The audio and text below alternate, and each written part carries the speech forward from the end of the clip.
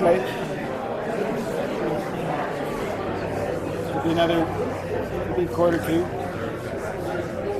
Luckily, her poem's later in the program.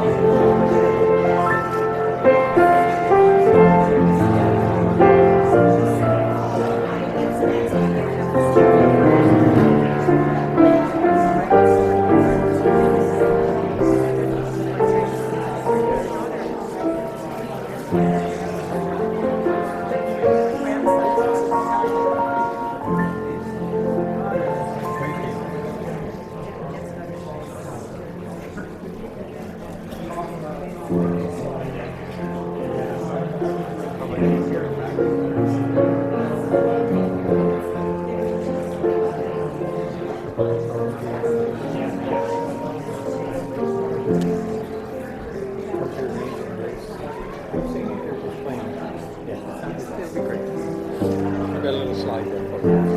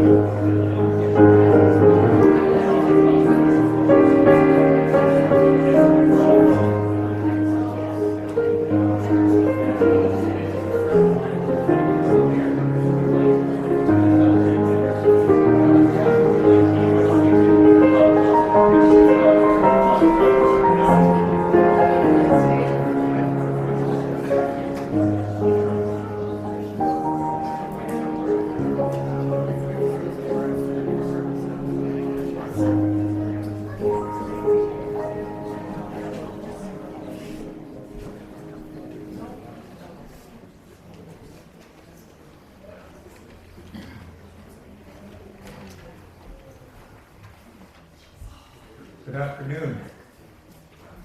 Good afternoon, yay! Here we are. You know, it's quite endearing, I'm sure, to your family to see the number of folks that have gathered this afternoon, right, Tom? Yeah. And, you know, there's a bit of a metaphor in this, too, because we are full, right? Quite full. So this notion of just huddling together and squeezing together to make room for someone else to come and pay tribute is just a great metaphor for this gathering that's today. I just wanted to make a couple of announcements before we move into the service itself. And that is, first of all, my name is David Drake. I am the minister here. This is Amy Knoll, and Amy is our musician. Not just today, but on Sundays as well. For those that have not discovered it yet, this building is how old now? 135 years? I don't know. 1895. 1895. So that means there was no plumbing in, there's been no plumbing so far, so all the plumbing is on the other side of the road, okay? And you will find washrooms over there. The other thing I wanted to say was that Lou was a great lover of music, right? Yeah. But especially one musician in particular. Who's giggling, I think you know the answer to this, and it's Elvis Presley. So we can say in all honesty that all of the music that's being offered today has been performed and recorded by Elvis Presley. So Elvis Presley, of course, was first really quite well known through his gospel music, and a lot of those pieces have endeared him to so many people. So there we are. Following our gathering here, there is also a lunch and refreshments and time for fellowship in the hall across, you ever know what to call it, a road, a lane, a path, across the way. And it will be crowded, so move around. And but the ladies assure me there's plenty of refreshments and snacks for everyone. So it may be to put some in your pocket. We'll find out. These gatherings are, you know, I've been in ministry 30 years, and they're difficult. I mean, you recognize that they are a celebration of someone's life that has been very involved with. You witness that here by a number of people. But we also, I guess I wanted to say the way I look at this is that we gather on this day within a great circle of friendship, of care, and of love, where Lou knew a kinship, a friendship, and a belonging. Now, Lou was not a church person, but he did have a spiritual peace to him. But what I mean is the people that gather, that's how life is made. And all of those who became part of his circle, whether we are here today or not able to make it. And as human beings, we gather with hearts that both have the capacity to hold a great love and a deep sadness, that are immersed in deep memories and life experiences. We gather all too aware, each one of us, aware of the fragile ground on which we all stand, knowing the preciousness of life, the enduring and ultimate depth of all the connections and the relationships that bind us to one another, even long after we have parted from this earth. As we prepare this afternoon to reflect and to remember, to grieve, yes, but also to celebrate, to laugh and to cry, we do so knowing that there is a sacredness within us, around us, between us, that holds us with tenderness and love. as we remember and celebrate Lou on this day, may that spirit of grace and what I'll call sacred community embrace us as we hold on to each other in this time of memory and of grief and of celebrating a life that is well lived. Now, in your bulletins and on the screen, we're going to be offering a prayer, and I will invite you, if you feel comfortable, to share the words together, if you're able to do so.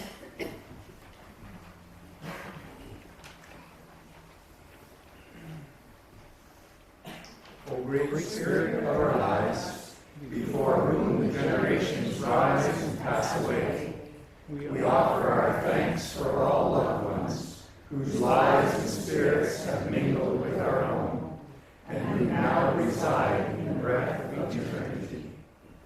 Today we especially give thanks for Lou, who is now departed from us. We give thanks for the gift of his life, for all that was kind and good in him, for the grace that kindled love in him, and enabled him to be the father, grandfather, husband, friend, and person that Lou simply was and is. We pray for all that was good in Lou's life will not be lost, but continue to be a benefit and blessing to everyone. And all that was valued by him will continue to be upheld. Although there is great sorrow of Lou's death, we rejoice that we were so privileged to experience life with him in all the ways we were able. May the gift of his Spirit live on in us forever. Amen. Well, peace.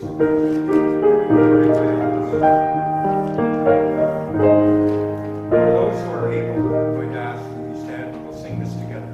Loud enough so that you can.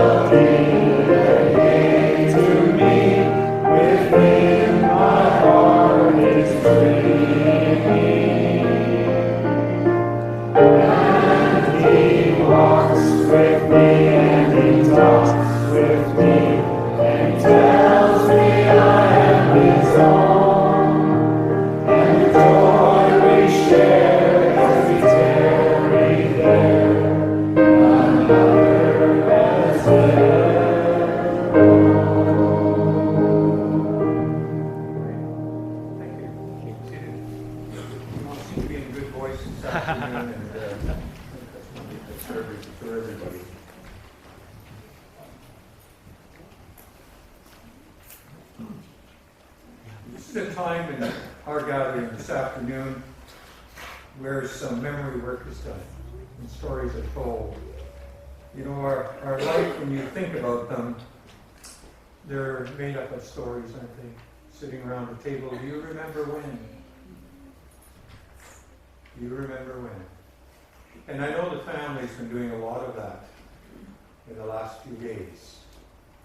And so some of those memories you will share in your own unique way in the fellowship time. And you know, because the way that you intersected with Lou's life may be very different than family. But this afternoon we're going to hear from Jeff, Gord, and Ken, who have lovingly composed memories of time shared with their dad.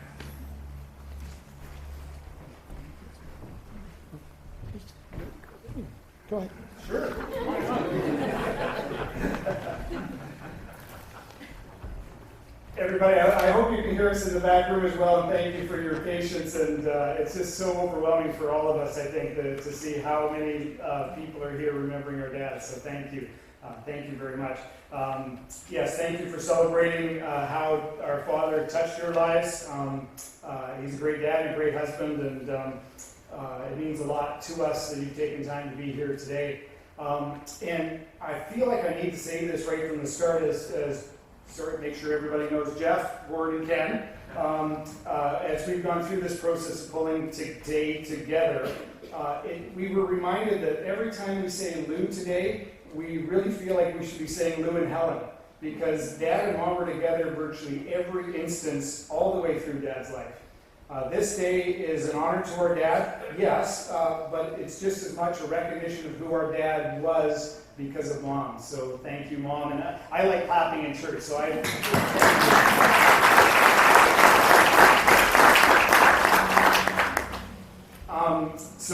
going to give a little biography of Dad, and I'm sure I hope to generate many smiles and many good memories. So Dad was born March 26, 1941 in Holland, Manitoba, to Olive and Stanley Wright. Lou was the youngest of 7 children, and we're really pleased to have Uncle Gord here with his wife Jeanette, and 2 daughters Shelley and Susan are here. Yes. Yes, they're here. I won't make eye contact with everyone. The family moved to Vancouver when Dad was just a child, and in Vancouver he enjoyed growing up with the music of the 50s and the DJs of the 50s. Dad started a DJ business, and we found a business card of his. And I should mention, over in the hall we've made some beautiful photo collages and include a number of business cards that Dad had, including for his DJ business. Dad was a teen. When he was a teen, he began a lifelong friendship with Sid Nightingale. They spent their teen years together sharing music and cars and life. And as time passed and family life separated them, they lost touch. But they were brought back together in 1989, and since that reunion, they spent hours and hours together until Sid's recent passing. And I'm pleased to see Sid's brother Rex here, and Sid's children, Ricky and Sandy, here as well. Thank you. Lou met Helen Jeffrey, also a girl from Holland, Manitoba, and they married on February the 21st, 1964. It's a fun story of how they met. Mom's mother, Jane Jeffrey, encouraged her, a nursing student at UBC, in the big city, all the way from small town Holland, Manitoba, to be sure to visit the Wrights, as they were from Holland. And as I heard it, that she was to have supper with Olive Wright, Dad's mother, but Lou joined them, and was sure to give Helen a ride back to the UBC dorms. And there a relationship was born, and Mom and Dad were to celebrate their 55th wedding anniversary in just a few weeks. In 1967, they moved here to the Sandwich Peninsula with their first son, Jeff, and he took over Sydney Taxi. The office of Sydney Taxi was standing until just late last year. I was born as they were operating the taxi company, and Dad, in his most loving way, brought the payroll for Sydney Taxi to the hospital so Mom could do the payroll. After selling Sydney Taxi, he opened Peninsula Printers on Beacon Avenue, right in the Royal Bank building, in the west side of the Royal Bank building. Sorry, I shouldn't ad-lib, I'll stay on the notes. We moved to Sandishton shortly after that, and that house is still there on Tamanai Grove Passage, 7990 East Sandwich Road. And that's where Dad forged a long-term relationship with George Larson. George is a wonderful friend and a wonderful neighbor, and I know Dad learned a lot from George, and I'm really pleased to see his daughter Thalen here. Thank you for coming. Youngest son Ken was born during these days, and Dad began a home studio life. He created Shaft Studio 7, a home music studio where he recorded tapes, both reel-to-reel and cassette, for his brother Gord and many others. And those have become very cherished things if you have any tucked away, cassette or reel-to-reel, or some digitized now. Dad did his own music selection from his very extensive music collection, and he did the mixing and all the voiceovers. He had a huge LP collection and spent many hours in the studio. I think that was his favorite hobby. He enjoyed speaking to his brother and others over the CB radio. And at that time, we made friends with the merchants of Sydney while operating Peninsula Printers, including the Gordons from Cornish's and the Harveys from Harvey's Sporting Goods, and the Tates, with whom he shared ownership of Peninsula Printers. Memories of Peninsula Printers include making new friends, including his young apprentice, Johnny Quay, who I'm really excited to see here as well today. And Dad also invited his niece, Chris, out from Alberta to work at the print shop. And Chris returned the favor by inviting me out to work on their farm when I was younger. And you know, Dad's love of family and friendship and bonding really rippled all the way through our family, so no surprise there. Mom and Dad for a short time owned a boat and became involved in the Power Squadron. And I still have friendships of the children of the friends that they made in the Power Squadron. Many long-term relationships followed our dad. He did enjoy fishing. He didn't get out as often, I think, as he would have wanted to, but he loved to be on the water, sharing time with friends. 5 years later, he opened Saanich Printing and Stationery in the Royal Shopping Centre. And again, friendships grew. I think I saw a man we affectionately call Len the Jeweler here. Dad spent 2 years working in the school district right after that, and he was instrumental in that role in purchasing everything for the new secondary school the district was to build, which became Stelly's Secondary. From there, he was hired at Manning Press to be the bindery foreman. He worked for almost 20 years there, retiring in 2001. And I see many friends here that he both worked with and did business with, and those years were well spent at Manning Press. He had a tremendous work ethic, and through all those ventures, he provided really well for the five of us. Outside of his music hobby, he really enjoyed family time, and sometimes that meant organizing family reunions with the right side of the family, and there are far too many stories to share from the right reunions, but a lot of pictures that we saw of that and great memories rekindled. Sometimes it meant car trips. We started with the tent and then we moved up to a boulder trailer. Sometimes a motel room, not that often.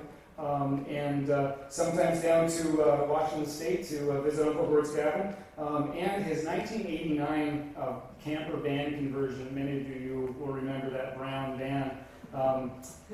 For a few years, Mom and Dad set up the Gull's Nest, we call it, up at Spider Lake Springs, up island.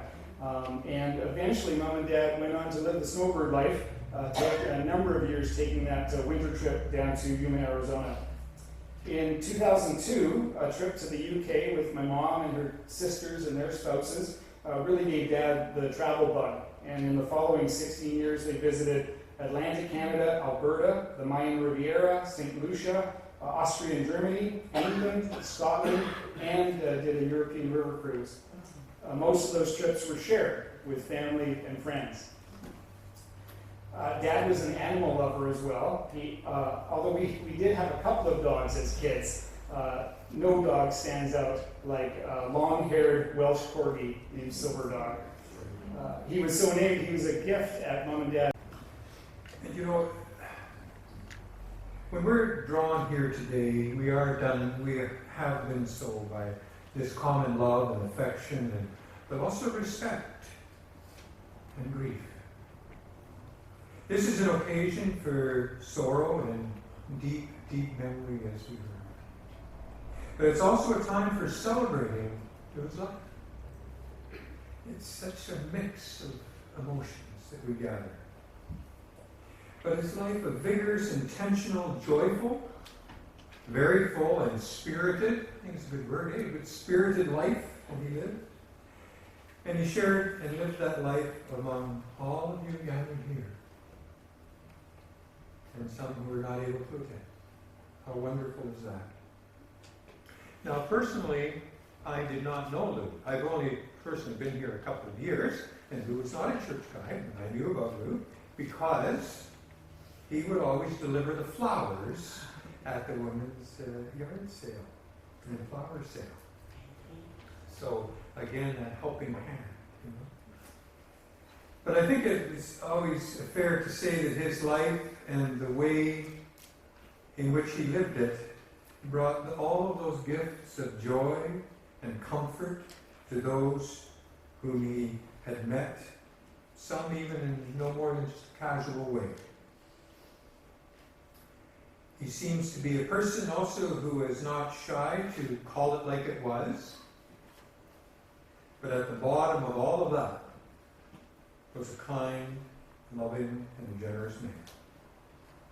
And certainly to his family, the bedrock on which he and Helen raised their children, and gifted them, as I see, with the tools of making good and nourishing lives for themselves and for their children and those around them. What a gift. Honestly, what a gift that is. And so when I look at today, I see it like a grand mosaic of happy thoughts, of sad thoughts, of memory-evoking images, all bringing to bear these emotions of loss, but also bringing to life the joy and the laughter, the presence, the integrity, the character, and devotion to his family. That was Lou. Family, and I heard this over and over again, was number one of importance in life. So he will be missed. There's no question. And regardless of where we may or not be with our spiritual selves, to me, the only way to respond to Lou's passing is to carry on, to live fully, to live vigorously and beautifully, to enjoy and appreciate the relationships. I heard that plea from Gordon. Gordon. To appreciate the relationships that we share with one another, and just simply to seek those moments of grace. I don't know if that will be one of Lou's words. Seeking moments of grace and beauty to fill each day of our lives. That's how you respect a person.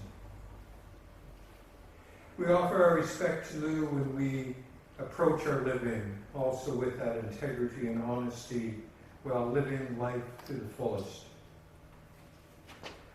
And the best of all answers for me to death is the continuing affirmation of life. It's all around. Lou made an impact on people. It's pretty obvious. And will always live on in the hearts and minds of those who knew him. Do you remember when? For his spirit is much too large to be contained in a hallowed silence. The spirit of life and love that is within us all is, well, it's always more powerful than death. Life has changed, though, and there's no denying that fact. But upon reflection, take notice that life has a heartbeat, and that heartbeat continues beating together. And the ones that have passed from our sight, perhaps they beat within us just a little stronger. May everyone gathered here today feel the heartbeat that was Lou's life and spirit, which never dies. Hold fast to your memories for all of the cherished moments of past, to the blessings of laughter, to the joys and the celebrations, and the sorrows and the tears which always come in healthy relationships too. Because they add up to the treasures of rediscovered yesterdays. that you have shared and spent together. And to keep the ones that you love close in spirit and in thought. The special moments and the memories in your life, they'll never change. They will always be in your heart, beating alongside the rhythm of your own, today and forevermore. And as Lou has now moved into what I imagine to be a closer embrace with his Creator, may he know God's blessing and peace forever. Amen.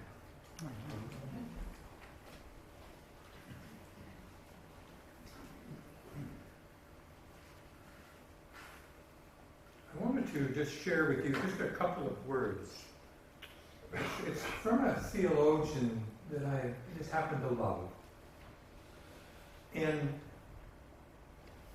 I think she captured some words of what everyone's feeling. Whether you happen to be church people or not, that's not the point. These are the words to a piece she wrote called In the Leaving.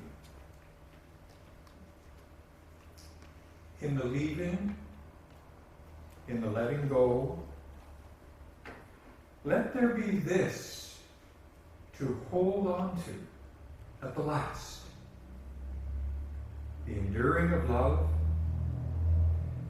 the persistence of hope, the remembering of joy, the offering of gratitude, the receiving of grace, and the blessing of peace.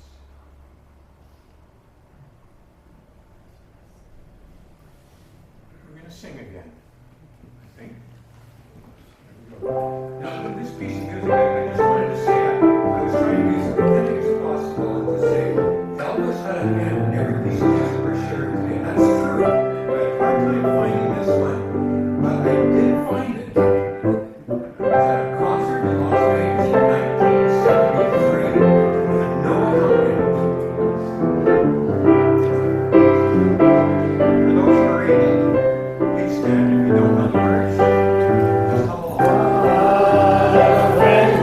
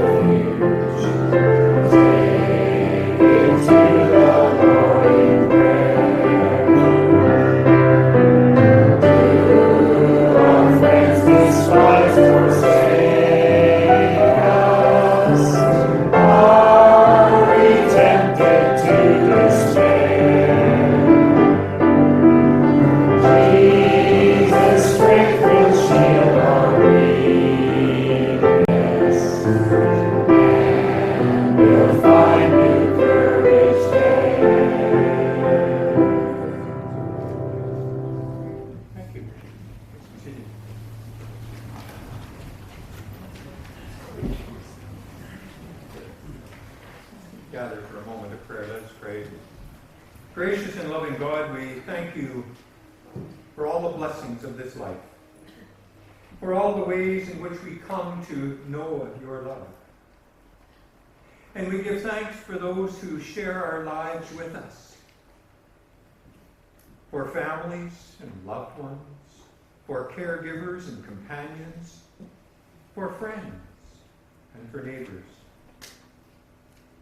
But today we take our moments to give thanks for the life of Lou and all that he has meant for those who knew him, know him, and who love him. We are truly grateful for the gift of his life, for all in him that was generous and kind, for the love that he gave and received, and that will live on in his memory.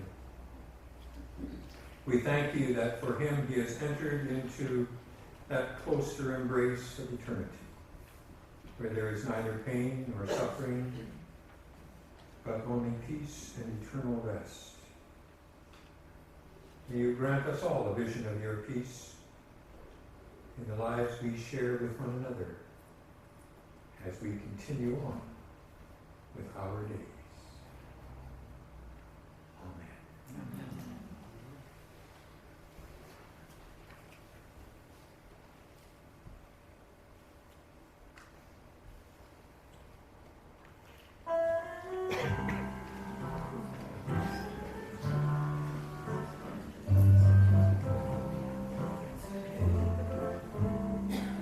Well, tired and so weary,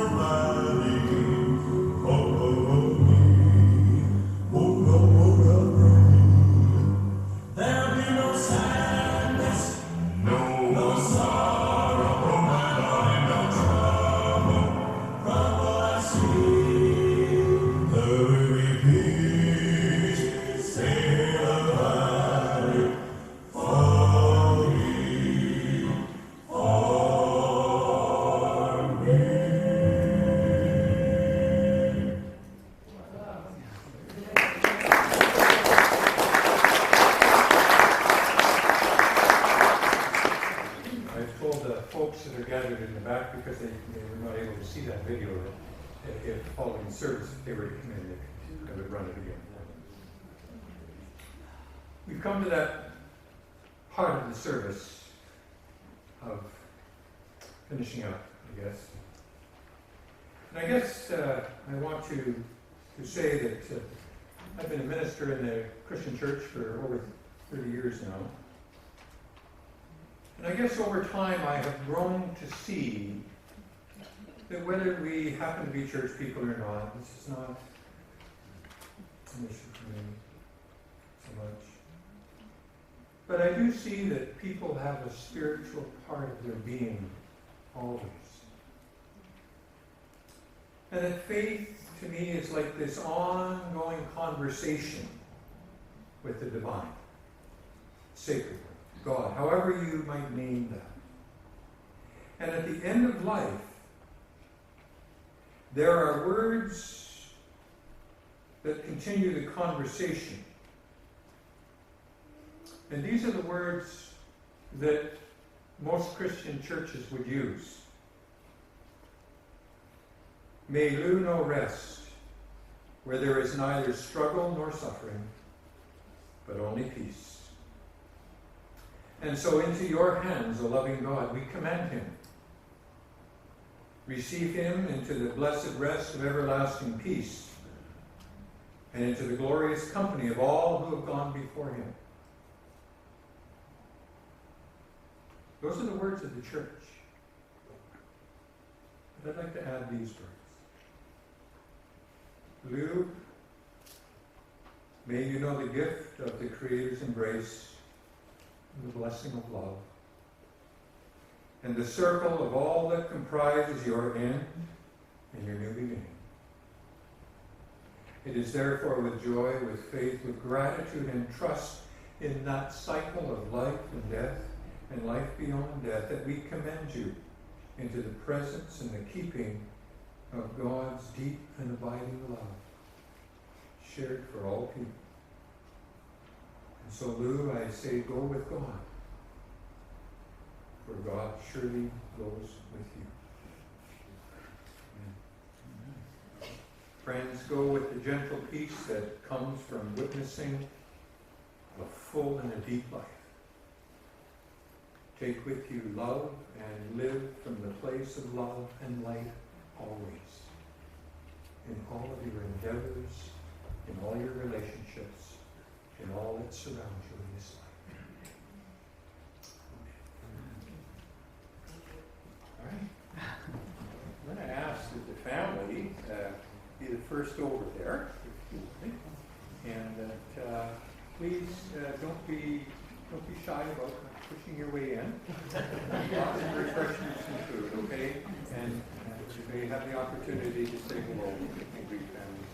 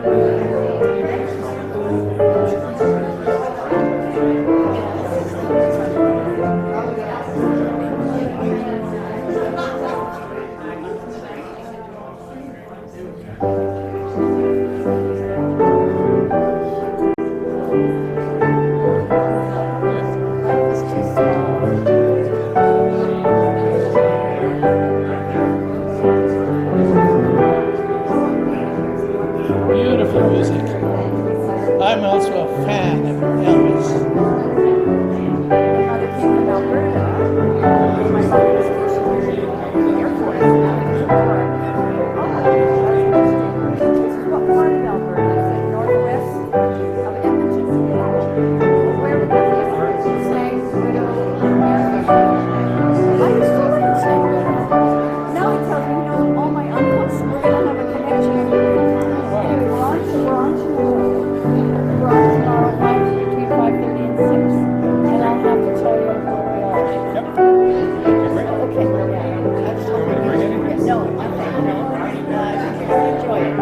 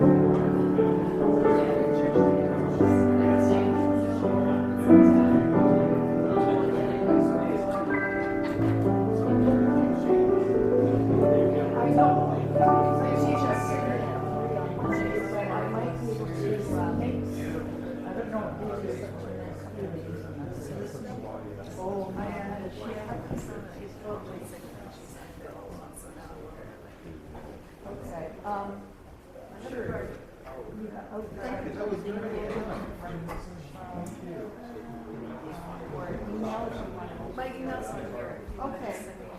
Sure, I'll do that. And Yeah.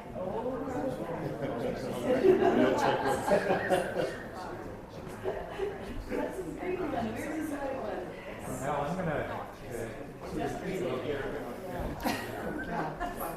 I wish I could, but I think it just might be a bit tight. Yeah, no, that's fine. Yes, I understand that. I wasn't sure if you were just Yeah, I am. I'm based on the peninsula. Yeah. Okay. I know a couple of pianists, and I'll just get their contact. Or I wonder if I should contact them first and ask if they're interested, or maybe I'll. I'm pretty low pressure, so if you just want to say how many, yeah, I know I should say, just sure. But you were referring back. Yeah. Okay. All right. Okay. And then if not, they might be able to probably further I on. appreciate that. And thanks so much. That was, these boys are all good friends of ours. Well, it's always an honor to serve in this one. Yeah, yeah. Thank you so much. you. Yeah. You're Kyla. Kyla, yeah, thank Thanks, you. Kyla. Yeah. Oh, getting the people who couldn't see it earlier. Phil, I'm going to show it for people that haven't seen it. Yes, sir. If they don't linger too long.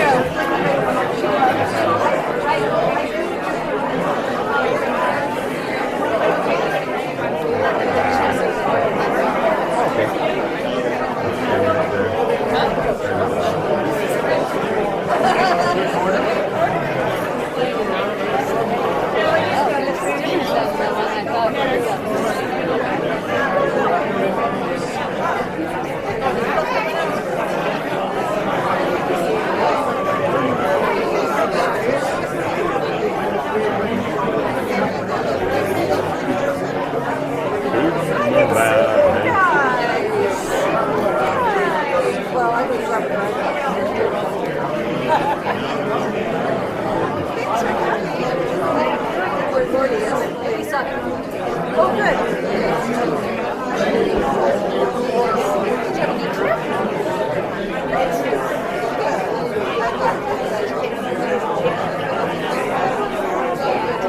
It's all good. Stuff happens.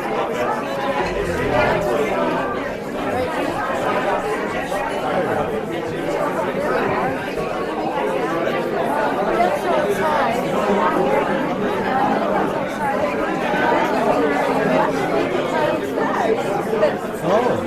That's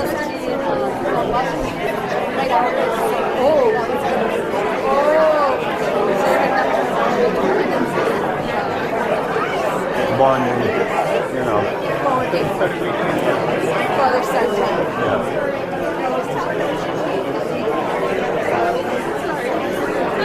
Tell her what?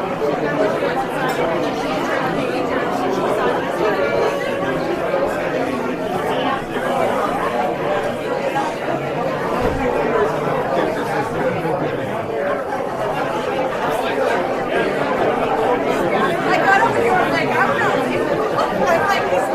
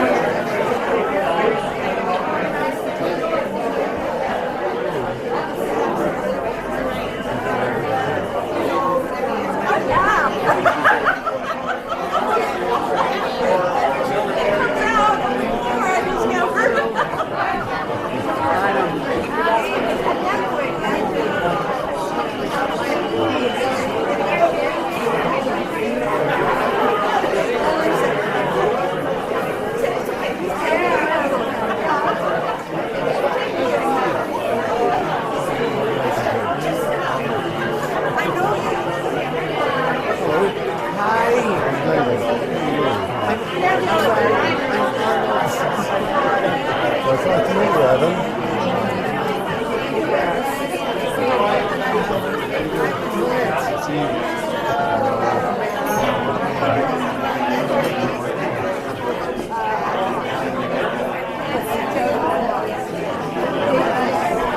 How are you?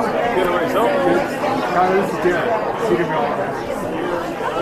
I was gonna say you look familiar, but I don't think out of context I would have put that together. Yeah, Darren's like,